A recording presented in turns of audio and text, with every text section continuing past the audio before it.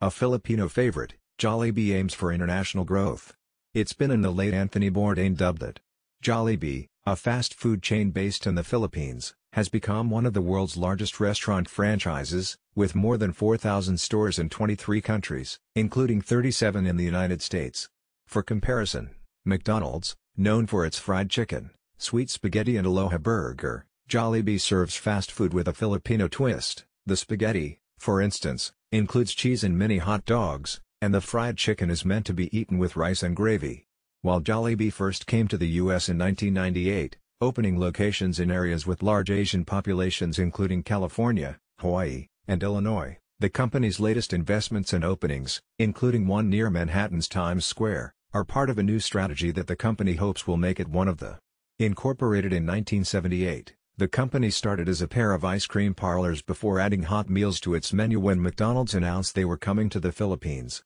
"We told our friends back then that we wanted to compete with McDonald's, and they told us not to confront the giant," Ernesto Tanmontiong, Jollibee's CEO and younger brother of founder Tony Tan Tiong, told NBC News. "Instead of chickening out, we served chicken joy." The company now owns 14 global brands. In February, it acquired stakes in smashburger and fast casual Mexican chain Tortas Frontera, both U.S.-based companies. Arthur Dong, professor of strategy and economics at Georgetown's McDonough School of Business, said the acquisitions gives them a bigger media footprint into the North American market, and a push into becoming one of the biggest companies in the world. Dong added that Jollibee's success in the North American market, as well as its other overseas locations, makes a huge impact on the Philippine economy. Any success anywhere contributes to the company's success overall and would make Jollibee at home more successful and endure a lot more things, in terms of their future expansion opportunities, he said. Jollibee's most recent opening in New York City was highly anticipated, with some customers lining up for more than a day. Dong said that the New York opening is a wise move in line with what some economists call the dense market theory, which suggests that when a franchise opens a location in an urban area with populations that reside and work in high-rise buildings, it increases the chances of one's success because of that population density.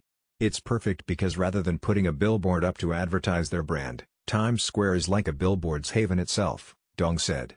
"In cities, they go from 0 to 60 very quickly because of the sheer amount of foot traffic. Because this new location is near Times Square, the result of that is they're able to capture the attention of not only natives, but people who don't even reside from New York City, and that gives exposure to the Jollibee menu and their concept." Justin Callan from the New York City neighborhood of Coney Island said that, as a non-Filipino, he has always felt welcomed at Jollibee. He and his girlfriend, Faye, were the first customers in line for Jollibee's Manhattan grand opening on October 27. "All you have to do is open up the door and let the people smell it, that's what got me," he said. Jollibee executives hope to open 150 stores in the U.S. and 100 stores in Canada over the next 5 years. "This is our entry into the mainstream, not just Filipino, market. We are catering to a bigger spectrum, and want to keep strengthening our foothold both in the U.S. and globally," Tanmontiong, the CEO, said. Dong said Jollibee also fares well with a younger, adventurous demographic. "The curiosity to try new cuisines like Filipino food will draw in customers, particularly millennials, because pricing is cheaper in the fast food world," he noted. "You'll likely come out with a fairly decent meal for about $10, Dong said.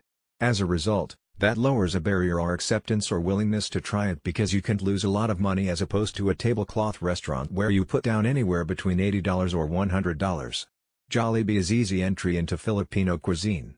The way Filipino cuisine is served and enjoyed has evolved in recent years, some chefs and business owners say. The option of getting Filipino food at a turo-turo joint, or in an upscale modern environment like our restaurant, or in a fast food setting like Jollibee, it's good to see so much cultural presence for an often underrepresented population, Sarah Mosqueda, who co-owns a restaurant with Filipino influences in Santa Ana, California, with Chef Ryan Garlitos said, using the Filipino word referring to restaurants where customers point at what they want.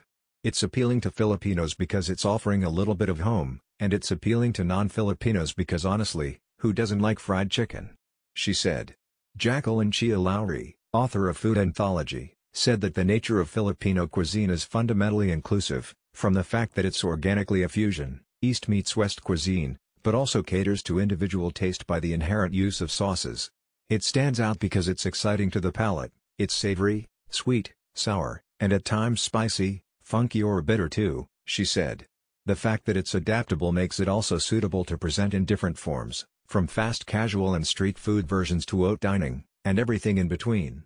Dale Talde, author of, had a different perspective. Talde, who owns multiple restaurants, said that while he likes Jollibee and is glad to see the business grow, he doesn't think people should go if they're looking for authentic Filipino food. It means that it's growing, and it means that other brands can come over from the Philippines, Talde said. But let's be real, Jollibee is a fast food brand. I feel like you could take the late Anthony Bourdain or Andrew Zimmern, who said if you want to know about a culture, go to their market. Jollibee executives say that the company hopes to provide overseas Filipinos a familiar taste of their childhood. It's an honor and responsibility for Jollibee to be given that kind of role, said Jose Miñana, president of Jollibee North America. And they can then share that memory with their friends and colleagues.